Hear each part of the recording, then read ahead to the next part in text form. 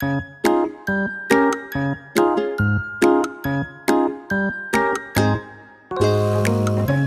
Friends, myself Mukesh Pandey. आज हम लोग डिस्कस करने जा रहे हैं क्लास 8 साइंस का पहला चैप्टर, जो कि इसका पार्ट 1 में पहले ही दे चुका हूं, जिसमें हम लोगों ने बहुत सारे नोट्स के बारे में, मेन पॉइंट के बारे में डिस्कस किया था। ठीक है, और आज हम लोग डिस्कस करने जा रहे हैं इस चैप्टर के महत्वपूर्ण question, fill in the blanks लेकर के हर एक क्वेश्चन के बारे में हम लोग डिस्कस करने जा रहे हैं। ठीक है, तो अगर यदि पहले का वीडियो आप नहीं देखे हैं पार्ट 1, तो सबसे पहले उस वीडियो को देखें, क्योंकि उसमें हर एक पॉइंट को बारीकी से समझाया गया है, और उसके बाद इस वीडियो को देखेंगे तो आपको बहुत ही ज़्यादा लाभ होगा।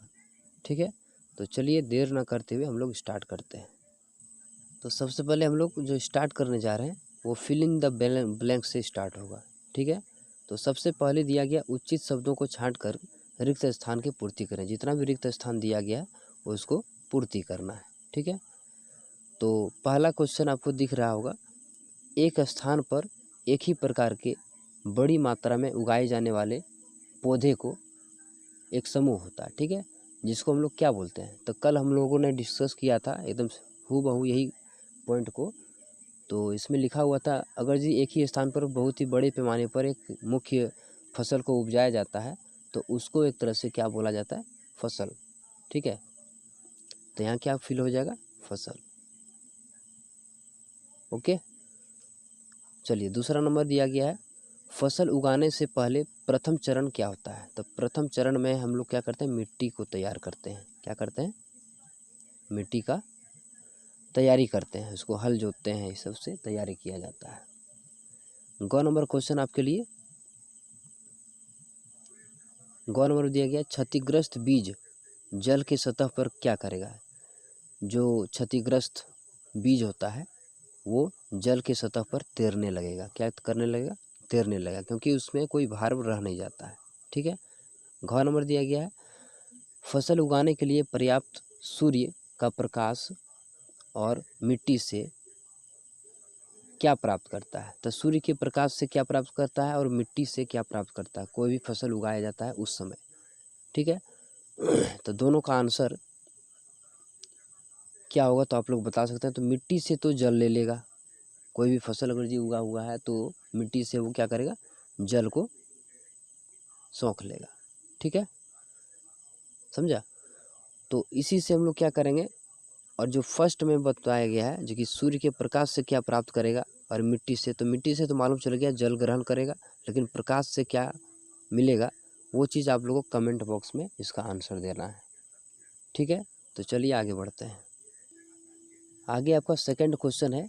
सेकंड क्वेश्चन में दिया गया, दो कॉलम दिया गया है ए और बी, और इसी को आपस में मिलान करना है। इसी को आपस में क्या करना है? मिलान करना है। तो खरीफ फसल कल हम लोग बताए थे, पढ़े थे बढ़िया से, और फिर रबी फसल के बारे में भी डिस्कस किया था। तो खरीफ फसल और रबी फसल क्या होता है? खरीफ जो होता है वर्षा ऋतु में बोया जाता है, और रबी फसल शीत ऋतु में बोया जाता है। तो खरीफ फसल मिस हो गया, जैसे कि वर्षा ऋतु जब पानी ज़्यादा, बारिश ज़्यादा होता है, तो जैसे कि उसमें क्या लगाते हैं? धान का हम लोग ज़्यादा यूज़ करते हैं, धान का उपज करने के लिए काम करते हैं। तो खरीफ फसल धान की उपज में ज़्यादा अवशेष लगाएगा, मतलब ए को कहाँ लगाएंगे? ई में। ए को कहाँ लगाएंगे? ई में। ठीक है, थोड़ा सा इसको छोटा कर देते हैं। तो 1 का तो ई आ गया। ठीक है, उसके बाद रबी फसल जो शीत ऋतु में बोया जाता है, जैसे कि गेहूँ हो गया, चना हो गया, मटर हो गया। ओके, अब बोला गया रासायनिक उर्वरक क्या होता है? तो रासायनिक उर्वरक से कौन सा हम लोग मिला सकते हैं? तो पशु अपशिष्ट, गोबर, मूत्र या पादप, ये सभी का सभी क्या आ जाएगा? ये रासायनिक उर्वरक के अंतर्गत आ जाएगा। ठीक है, और कार्बनिक खाद क्या होता है? तो कार्बनिक खाद के अंतर्गत क्या आ जाएगा? यूरिया और सुपर फॉस्फेट। यूरिया और सुपर फॉस्फेट। लास्ट में ये बच गया, और इसका जो क्वेश्चन दिया हुआ नीचे में दिया हुआ, थोड़ा सा स्क्रॉल ऊपर करते हैं। नहीं, इसका शायद क्वेश्चन ही नहीं दिया गया है, तो ये हो गया कॉलम बेस्ड क्वेश्चन। चलिए आगे देखते हैं। ठीक है, तो चलिए देखते हैं आगे। और इसमें थोड़ा सा शायद रॉन्ग हो चुका है, जैसे कि रासायनिक उर्वरक बताए थे क्या, तो ये पशु अपशिष्ट और गोबर के बारे में बताए थे, लेकिन नहीं, रासायनिक में होता क्या, कोई भी रसायन के थ्रू बनाया जाना। तो रसायन के थ्रू जब बनाएगा तो कोई फैक्ट्री में बनाएगा, तो फैक्ट्री में कौन सा बनता है, तो यूरिया और सुपर फॉस्फेट का ये रासायनिक उर्वरक के अंतर्गत आएगा।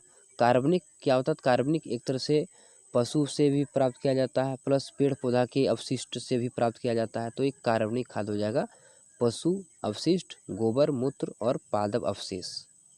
ओके, तो चलिए हम लोग आगे डिस्कस करते हैं।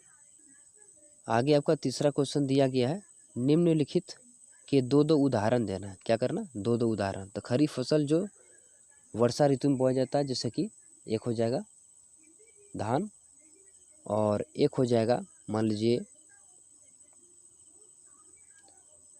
भुट्टा, जिसको बोला जाता है, क्या बोलते हैं, भुट्टा। ठीक है, ये हो गया आपका खरीफ फसल का। रबी फसल का उदाहरण क्या हो जाएगा, जैसे कि गेहूं। ठीक है, और दूसरा हो जाएगा क्या, मान लीजिए चना। ठीक है, तो ये दो दो उदाहरण हो गया। चलिए चौथा नंबर हम लोग देखते हैं। 4 नंबर क्वेश्चन आपका दिया गया है, निम्नलिखित पर अपने शब्दों में एक एक पैराग्राफ लिखना है। क्या लिखना है, पैराग्राफ। तो फर्स्ट में दिया गया है मिट्टी तैयार करना, सेकंड में बुआई, फिर है निराई और थ्रेसिंग। तो चारों का चारों पॉइंट जो है पार्ट 1 में मैं डिस्कस अच्छे तरीके से किया हूँ, तो इस वीडियो को देख के आप इसका आंसर लिख सकते हैं। ओवरव्यू कुछ ना कुछ मैं बता दे रहा हूँ। मिट्टी तैयार करना में होता है हल जोतकर मिट्टी को उलट पुलट करना, एक तरह से मिट्टी तैयार करना कहलाता है। ठीक है, बुआई क्या होता है, जब मिट्टी तैयार कर लिया जाता है तो उसी में ड्रिल करके मतलब एक तरह से गड्ढा करके बीज को देना ही बुआई कहलाता है। तीसरा क्या होता है, तीसरा दिया गया निराई जो होता है, निराई में जैसे फसल जब उगता है हम लोग का, तो उसमें से असामाजिक जो कि वो फसल के लिए दुरुपयोगी साबित होता है, जैसे कि घास फूस जो अलग से निकल आता है, उसी को एक तरह से उखाड़ फेंकना, उसी को बोला जाता है निराई। ठीक है, अब आता है थ्रेसिंग से क्या होता है, तो इसके थ्रू भूसा और दाना दोनों को अलग किया जाता है, ये उसको उस प्रक्रिया क्या बोलते हैं, थ्रेसिंग बोला जाता है। ठीक है, तो चलिए आगे देखते हैं 5वां क्वेश्चन।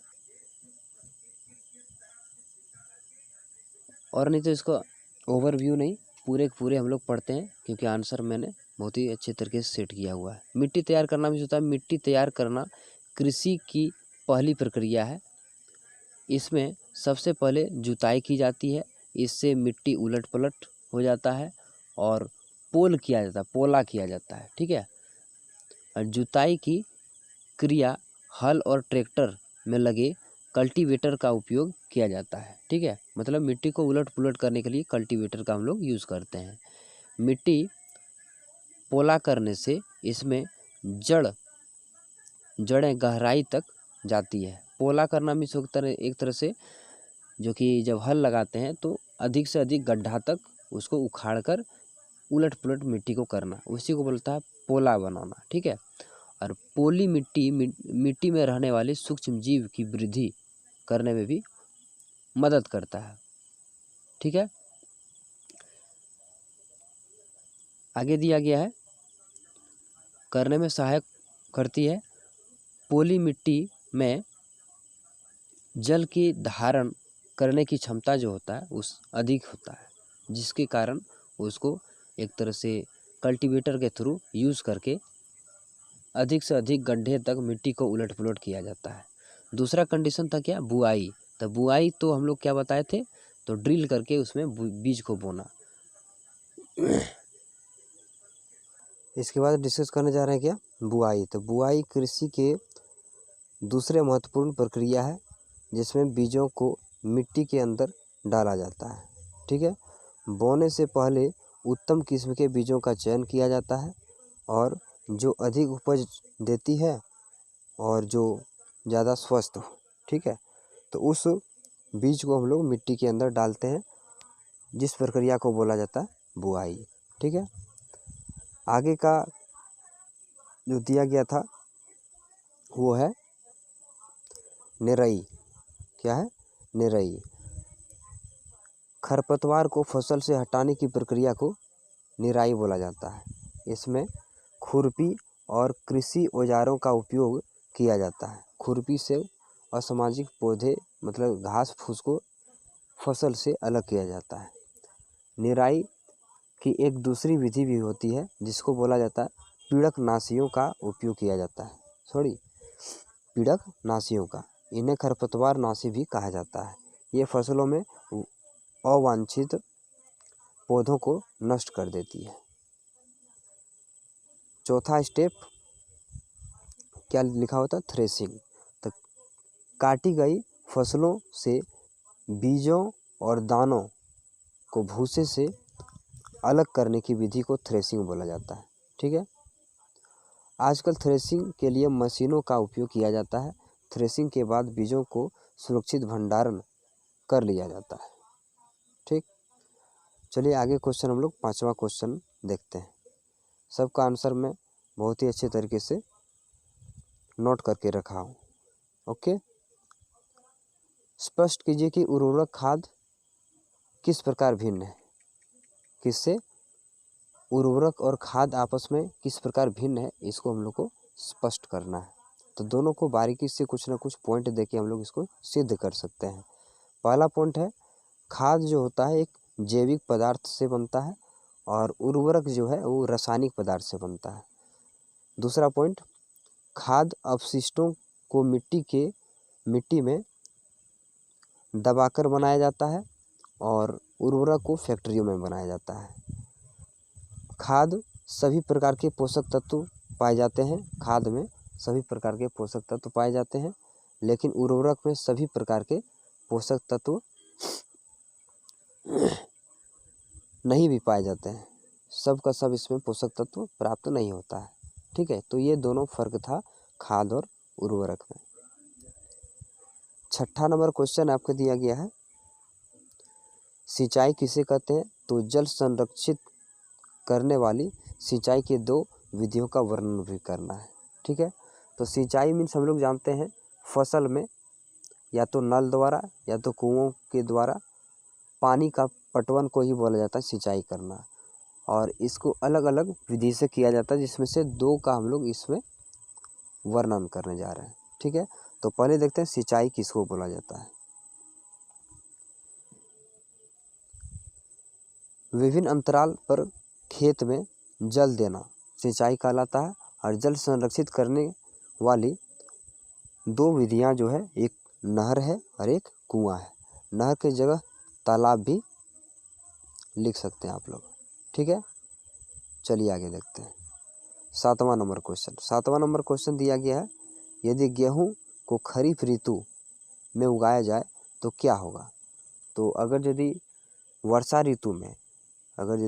ऋतु में गेहूं को उपजा दिया जाए तो ऑब्वियसली उसमें क्या होगा? तो उसका बीज जो है एक तरह से सड़ भी सकता है।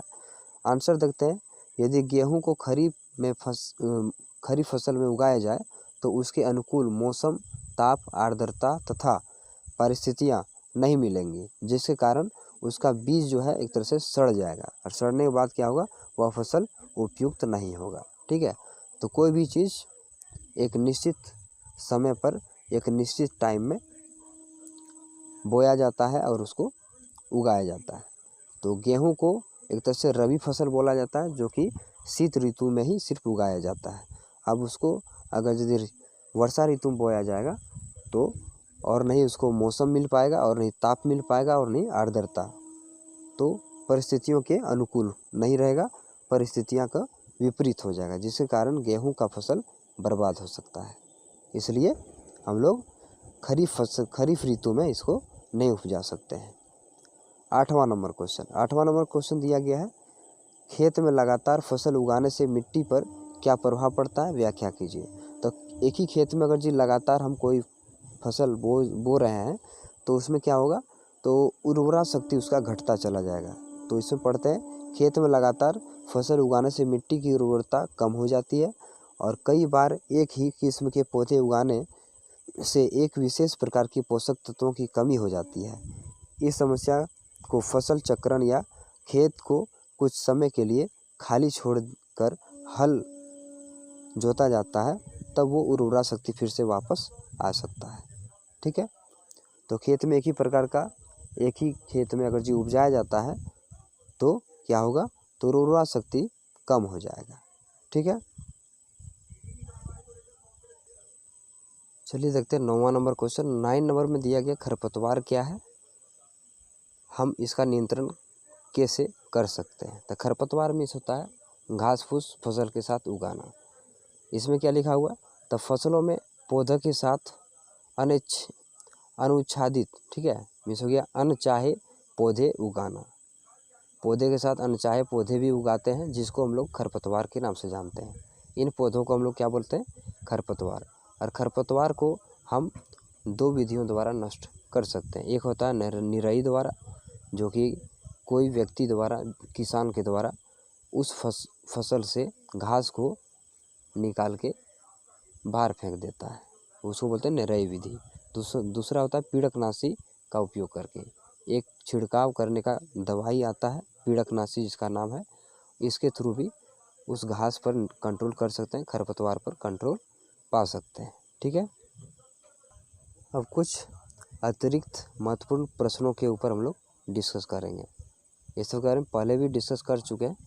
पहला है फसल किसे कहते हैं। तो फसल हम लोग जानते हैं एक ही स्थान पर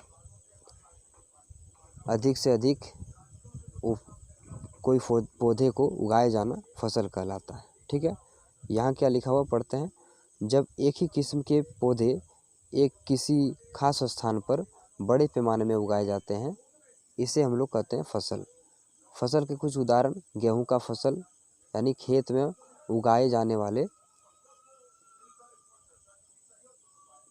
सभी पौधे कौन सा होंगे, गेहूं के ही होंगे, इसलिए हम लोग उस पौधे को बोलेंगे फसल। ठीक है, चलिए आगे क्वेश्चन हम लोग देखते हैं। बोला गया है किसानों द्वारा उपयोग में लाए जाने वाले कृषि पद्धतियाँ कौन कौन सी हैं। कृषि पद्धतियाँ मतलब अलग अलग पार्ट में हम लोग खेत को तैयार करके उसके बाद बोते हैं, तो उस प्रक्रिया को कितने पार्ट में बांटा गया है। तो किसानों द्वारा जो कृषि किया जाता है उसकी पद्धतियाँ फर्स्ट में आता है क्या, तो मिट्टी को तैयार करना, दूसरा नंबर बुआई करना, तीसरा नंबर खाद एवं उर्वरक देना, चौथा नंबर सिंचाई, पाँचवां नंबर खरपतवार से सुरक्षा, और छठा नंबर कटाई, और सातवां नंबर भंडारण, यानी एक तरह से सुरक्षित बीजों को रखना, किससे बचा के, तो चूहा और अनचाहे जैसे पानी उसमें ना जाए तो उस सबसे बचाना भंडारण कहलाता है। ये हो गया 7 टाइप से, मतलब 7 प्रकार से हम लोग कोई कृषि को करते हैं। ठीक है, आगे क्वेश्चन दिया गया है, जुताई किसे कहते हैं। जुताई किसे कहते हैं, तो मिट्टी को उलटने और पलटने या पोला करने की प्रक्रिया को ही बोला जाता है जुताई। छोटा छोटा क्वेश्चन है, छोटा छोटा आंसर है। ठीक है, उसके बाद खाद और उर्वरक क्या है, तो खाद और उर्वरक में हम लोग अंतर भी पहले देख चुके हैं। तो यहाँ लिखा हुआ है, वे पदार्थ जिन्हें मिट्टी में पोषक स्तर बनाए रखने के लिए मिलाया जाता है उन्हें हम लोग खाद या फिर उर्वरक कहते हैं। ठीक है, आगे क्वेश्चन है, सीड ड्रिल क्या है। ड्रिल मीन्स बताए थे मिट्टी के नीचे ड्रिल करके बीज को डालना, तो सीड ड्रिल उसी को बोला जाता है। इसके उपयोग के क्या फ़ायदे हैं, तो इसके बारे में हम लोग देखते हैं। इसमें क्या लिखा हुआ है, यह एक उपकरण है जिसके थ्रू बुआई के लिए ट्रैक्टर में उपयोग किया जाता है। ठीक है, इसके उपयोग के निम्न फायदे हैं। क्या क्या फ़ायदे हैं, इसके द्वारा बीजों में समान दूरी और गहराई बनी रहती है। ठीक है, दूसरा ऑप्शन है, बुआई के बाद बीज मिट्टी द्वारा ढक जाते हैं, जिसके कारण छोटे छोटे चिड़िया जो है बीज को चुन नहीं सकता है। ठीक है। तीसरा कारण क्या है, क्या फ़ायदे हैं, तो इसके उपयोग से श्रम और समय की बचत होती है। ये 3 फायदे आपको इससे मिलेंगे। आगे का क्वेश्चन दिया गया है, जैविक खाद बनाने के लिए, जैविक खाद मीन्स हो गया पेड़ पौधा से सड़ के जो अपघटन होके बनता है। जैविक खाद बनाने के लिए अपशिष्टों का अपघटन किसके द्वारा होता है, तो सूक्ष्म जीवों द्वारा अपघटन होता है। क्योंकि कोई भी पेड़ पौधा का मान लीजिए पत्ता नीचे गिर गया तो मिट्टी में जो छोटे छोटे कीड़े हैं वो इसमें लग जाता है, जिसके कारण इसको पूरा का पूरा सड़ा दिया जाता है और ये विघटित हो जाता है, अपघटन हो जाता है। ठीक है। आगे क्वेश्चन दिया गया, खेतों में लगातार फसल उगाने की क्या हानियाँ होती है, तो उसमें उर्वरा शक्ति क्या होता है, घट जाता है। इसमें लिखा है खेतों में लगातार फसल उगाने से खेतों में पोषक तत्वों की कमी आ जाती है। ठीक है। आगे दिया गया है 3 उर्वरकों के नाम लिखना है। उर्वरकों मतलब अधिक से अधिक उर्वरक देना, जैसे कि यूरिया हो गया, अमोनियम सल्फेट हो गया और पोटास हो गया। ये तीनों का तीनों हम लोग खेत में डालते हैं। खाद और उर्वरक में क्या अंतर है, तो इसके बारे में हम लोग पहले भी डिस्कस कर चुके हैं, तो इसमें कुछ अंतर है तो फिर से हम लोग डिस्कस कर लेते हैं। तो खाद और उर्वरक में 3 पॉइंट दिया गया है अंतर। ये एक जैविक पदार्थ है और ये एक रासायनिक पदार्थ है। ये खाद जो होता है उसमें अवशिष्टों को मिट्टी में दबाकर बनाया जाता है और ये फैक्ट्रियों में बनाया जाता है उर्वरक को। तीसरा पॉइंट है, इसमें सभी प्रकार के पोषक तत्व पाए जाते हैं, लेकिन इसमें कुछ पोषक तत्व की कमी होती है। ठीक है। आगे दिया गया है, मिट्टी में रहने वाले केंचुए और सूक्ष्म जीव किसानों के मित्र हैं। कैसे, तो हम लोग जानते हैं कि क्योंकि ये मिट्टी को पलटकर पोला करते हैं और ह्यूमस बनाते हैं। रासायनिक प्रक्रिया द्वारा मिट्टी को उर्वरा शक्ति बढ़ाता है, जिसके कारण किसानों का एक गहन मित्र केंचुआ और सूक्ष्मजीव कहलाता है। ठीक है। केंचुआ और सूक्ष्मजीव एक तरह से किसानों का मित्र होते हैं। कल्टीवेटर किसे कहते हैं, तो कल्टीवेटर एक तरह से ट्रैक्टर में यूज़ किया जाता है, जो कि एक तरह से उसमें पीछे में हल लगाया जाता है, जिसमें इसमें लिखा हुआ है आजकल जुताई ट्रैक्टर द्वारा संचालित कल्टीवेटर के द्वारा की जाती है। कल्टीवेटर के उपयोग से श्रम और समय की बचत होती है। बहुत अच्छी बात है। आगे क्वेश्चन बोला गया फसल चक्रण क्या है, तो फसल चक्रण, फसल तो पहले पढ़ चुके हैं, अब चक्रण क्या होता है, तो फसलों को अदल बदल कर बोना फसल चक्रण कहलाता है। मतलब एक ही जगह पर अलग अलग टाइप का फसल बोना एक तरह से फसल चक्रण कहलाता है। उस जीवाणु का नाम बताइए जो वायुमंडल नाइट्रोजन का स्थिरीकरण करता है, स्थिरीकरण मतलब संतुलित बनाए रखता है, तो उसका नाम क्या है, राइजोबियम जीवाणु। राइजोबियम जीवाणु ये ऐसा जीवाणु है जो वायुमंडल में नाइट्रोजन को स्थिरीकरण किए हुए रखता है। ठीक है। मोस्ट VVI क्वेश्चन है ये। आगे दिया गया है आपका सिंचाई के पारंपरिक तरीकों कौन कौन से होते हैं, तो उसके बारे में लिखना है। तो एक तरीका होता है मोटा, दूसरा तरीका चैन पंप, तीसरा तरीका ढेकली और चौथा होता है रहट। ये एक तरह से तरीका है सिंचाई करने का। ठीक है।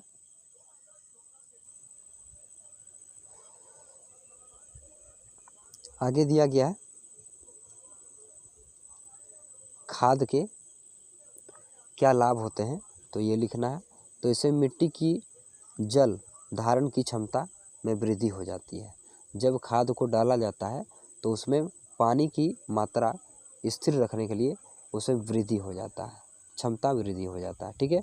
दूसरा दिया गया है इसमें मिट्टी जो होता है भुरभुरी और रंध्र हो जाते हैं। भुरभुरी में से होता है एक तरह से क्या, मिट्टी को एक तरह से हल्का करना, क्या होता है, हल्का करना। तीसरा आपका दिया गया इससे मित्र जीवाणुओं की संख्या में वृद्धि हो जाती है। तो जीवाणु 2 तरीके का होता है, एक मित्र होता है किसान का और एक होता है मीन्स हो गया जो नष्ट करने लायक होता है। तो मित्र जीवाणु जो होता है उसकी वृद्धि हो जाती है खाद डालने पर। जैविक खाद से मिट्टी का गठन सुधर जाता है। ठीक है। ये 4 ऑप्शन आपका लाभ दिया गया था। आगे क्वेश्चन दिया गया है, सिंचाई के मुख्य स्रोतों के नाम बताइए। सिंचाई का मुख्य स्रोत क्या क्या? तो सिंचाई में से पानी किस किस से हम लोग दे सकते हैं? कुआं से, नलकूप, तालाब या झील, नदियाँ, बांध या फिर नहर। ये सबसे हम लोग क्या कर सकते हैं? सिंचाई कर सकते हैं। सिंचाई के आधुनिक तरीके कौन कौन से? आधुनिक में से हो गया आजकल जो चलता जा रहा है, तो उसके बारे में हम लोग पढ़ेंगे। तो आधुनिक कुछ नियम दिए गए हैं। एक होता है छिड़काव तंत्र, दूसरा होता है ड्रिप तंत्र। पहले भी डिस्कस कर चुके हैं, पार्ट 1 में भी इसके बारे में हम लोग डिस्कस किए हुए हैं। इस विधि का उपयोग असमतल भूमि के लिए किया जाता है। असमतल मीन्स हो गया जो उबड़ खाबड़ जमीन होता है उसमें किया जाता है, जहाँ पर यह जल कम मात्रा में उपलब्ध होता है। दूसरा होता है ड्रिप तंत्र। इस विधि में जल बूंद बूंद कर गिरता है, जिसके थ्रू इसको बोला गया ड्रिप तंत्र। ड्रिप मीन्स होता है बूंद बूंद में कोई मटेरियल नीचे गिरना। ठीक है, तो ये 2 सिंचाई के तंत्र थे। आगे दिया गया है, मिट्टी में पोषक तत्व की कमी हो जाती है, वो कैसे होता है? तो ये भी हम लोग पहले डिस्कस कर चुके हैं, फिर पढ़ते हैं। 1 मिनट।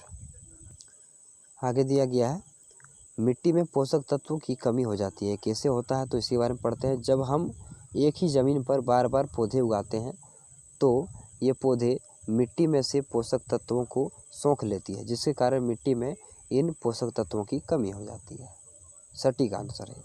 दूसरा क्वेश्चन है, उर्वरक किसे कहते हैं? किन्हीं 2 उर्वरक का नाम बताइए। तो मिट्टी में उर्वरक शक्ति बढ़ाने के लिए बढ़ाने वाले तत्वों को क्या बोला जाता है? उर्वरक, जैसे कि यूरिया और फॉस्फेट। आगे क्वेश्चन, खरपतवार किससे कहते हैं? जिसके बारे में भी हम लोग डिस्कस कर चुके हैं। जो फसल के साथ एक घास फूस भी उगाता है, जिसको एक तरह से खरपतवार नाम दिया गया है। ठीक, आगे लिखा है पीड़कनाशी। पीड़कनाशी किससे कहते हैं? तो फसल या फसल उत्पादों को हानि पहुंचाने वाले जीवों को मारने के लिए रासायनिक दवाओं का प्रयोग किया जाता है, जिसको एक तरह से पीड़कनाशी कहा जाता है। ठीक है, खरपतवारों को हम किन विधियों द्वारा नष्ट कर सकते हैं? तो खरपतवार को 2 विधि से, किससे? तो एक निराई से और एक पीड़कनाशी का उपयोग करके। ओके, चलिए आगे देखते हैं। बोला गया है, किसी खेत में एक ही फसल बार बार उगाने या बोने से क्या हानियाँ होती है? तो जाहिर सी बात है, उर्वरा शक्ति की कमी हो जाती है, पहले भी पढ़े हैं। इसमें लिखा है, किसी खेत में एक ही फसल को बार बार बोने से एक ही प्रकार के पोषक तत्व में कमी हो जाती है। ठीक है, दूसरा क्वेश्चन है, वह कौन सा जीवाणु है जो मिट्टी में उर्वरा शक्ति को बढ़ाता है? या फिर दूसरा क्वेश्चन, दालों की फसलों की जड़ों में कौन सी जीवाणु पाया जाता है? तो ये आंसर हो जाएगा राइजोबियम नामक जीवाणु पाया जाता है। ठीक है, आगे क्वेश्चन दिया गया है, हरित क्रांति से क्या तात्पर्य है? हरित क्रांति मीन्स होता है एक तरह से कृषि उत्पादन में तेजी से वृद्धि हुई है, जिससे हरित क्रांति कहा जाता है। एक हरित क्रांति चला था, जिसके थ्रू कृषि उत्पादन में वृद्धि किया गया था। ये हरित क्रांति का देन था। 2 पीड़कनाशी रसायन का नाम लिखना है, तो 2 और 4D, ये दोनों पीड़कनाशी रसायन के नाम हैं। ठीक है, 2D और 4D। आगे और क्वेश्चन दिया गया, क्या लिखा हुआ? हार्वेस्टर किससे कहते हैं? तो हार्वेस्टर हम लोग पहले भी पढ़े हैं, जो ट्रैक्टर के थ्रू हम लोग हल का जुताई करवाते हैं, तो उसके पीछे जो हल लगा हुआ रहता है उसको बोलते हैं हार्वेस्टर। ठीक है, दूसरा है थ्रेसिंग किससे कहते हैं? थ्रेसिंग क्या होता है? तो बीज और या फिर दानों को भूसे से अलग करने की प्रक्रिया को क्या बोलते हैं? थ्रेसिंग। ओके, तो चलिए आगे हम लोग और थोड़ा देखते हैं। बोला गया है, कॉम्बाइन मशीन क्या है? ये पहले हम लोग डिस्कस नहीं किए हैं, तो ये अच्छे तरीके से समझ लीजिए। वह मशीन जो हार्वेस्टर या थ्रेसिंग दोनों कार्य करते हैं, उसको बोला जाता है कॉम्बाइन मशीन। ठीक है, मतलब हार्वेस्टर भी करेगा, मतलब हल भी जोतेगा, और थ्रेसिंग मतलब दाना को भूसा से अलग भी करेगा, उसी को बोला जाता है कॉम्बाइन मशीन। ओके, आगे क्वेश्चन दिया गया है, खेत में लगातार फसल उगाने से मिट्टी पर क्या प्रभाव पड़ता है? व्याख्या कीजिए। ये सब पहले भी डिस्कस कर चुके हैं, फिलहाल एक बार और पढ़ लेते हैं। खेत में लगातार फसल उगाने से मिट्टी में उर्वरा शक्ति की कमी हो जाती है। कई बार एक ही किस्म के पौधे उगाने से एक विशेष प्रकार की पोषक तत्व की कमी हो जाती है। इस समस्या को फसल चक्रण या खेत को कुछ समय के लिए खाली छोड़ दिया जाता है, जिससे वो पोषक तत्व फिर से वापस मिट्टी में आ जाती है और फिर से फसल हम लोग उगाने स्टार्ट कर देते हैं। ठीक है, आगे क्वेश्चन, पीड़कनाशियों के उपयोग से होने वाले लाभ और हानियों का वर्णन करना है।